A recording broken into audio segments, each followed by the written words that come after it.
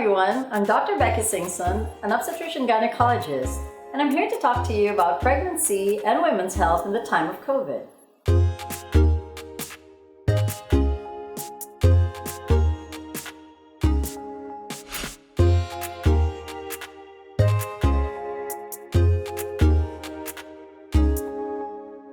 Actually, COVID-positive mothers are allowed to breastfeed their babies as long as they can cover their mouths and their noses with a mask and as long as they keep washing their hands to prevent infection of their baby. Of course, this can happen through droplet infection, aerosol infection. So it's really imperative that the mother is very meticulous about her hand washing and covering her mouth.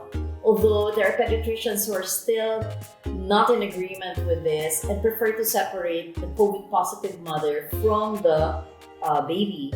However, because it has never been found that the virus is present in the breast milk, the COVID-positive mother can always express her breast milk and then give it to the baby through the bottle.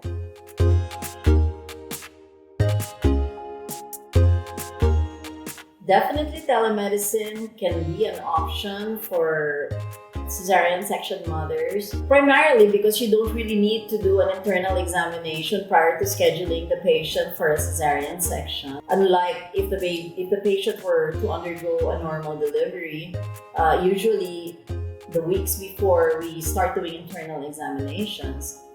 However, after the cesarean section, it's also possible to do telemedicine because the patient can take a picture of her incision and more than 90% of the time there is no problem with a cesarean section 1. And as long as there's no pus coming out, there's no redness around the wound, the mother has no fever, and she's not bleeding profusely, it should all go well.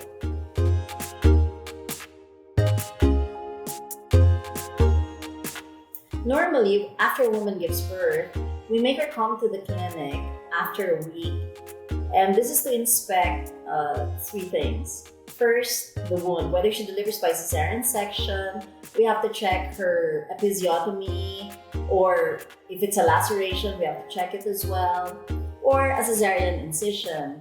We need to check whether there's any infection, dehiscence, any redness, inflammation, pus. Secondly, we need to check the size of the uterus. We want the uterus to involute. That's usually a normal process, especially if the mother is breastfeeding.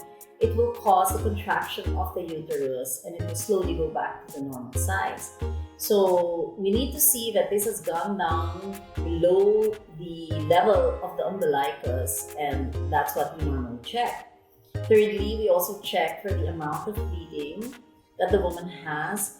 Usually that should not exceed the amount of menstruation a woman has. So anytime she's bleeding more profusely than that, then those are warning signals. So since we don't usually make the patient come back after a week unless there are abnormalities in this, telemedicine can be a way to monitor these postpartum women. And as long as she doesn't complain that she's bleeding profusely, she doesn't have any extreme pain on her wounds, and there's no sign of redness or pus, and the uterus is way below her umbilical level, then all is fine. That's all for today. Tune in next time by clicking that subscribe button. You can also follow me on Instagram and Facebook. Thanks everyone for watching.